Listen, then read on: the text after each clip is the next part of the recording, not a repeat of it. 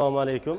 Instagram orqali xurmo changini mana reklamalari juda ham ko'payib boryapti. Bu quvonarli holat. Shundoq bo'lsa-da, buni asli va asli emas holatini bilib olishligimiz o'zimiz uchun muhim hisoblanadi. Chunki birinchidan pul sarflaymiz. Qolaversa ishonch bilan buni iste'mol qilib vaqt sarflaymiz. O'tgan kunimizga, ketgan pulimizga achinmaslik uchun, buning haqiqiyligini bilish uchun mana bu mahsulotni olib qo'limizga hidlab ko'ramiz. Hidlanganda bundan qaymoqni ta'mi keladi. Ana shu xurmo changining haqiqiyligini isbotlab beradi. Hozir bu changlarni arzon narxlarda ham kanallarga qo'yishyapti. Tabiiyki Saudiya davlatida ham buni sotilish jarayonlari juda avjida.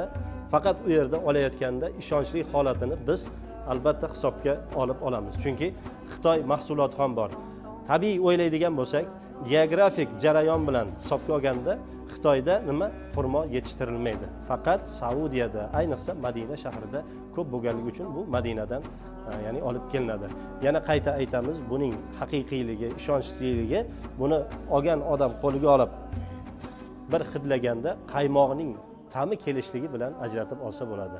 E'tiborlaringiz uchun rahmat.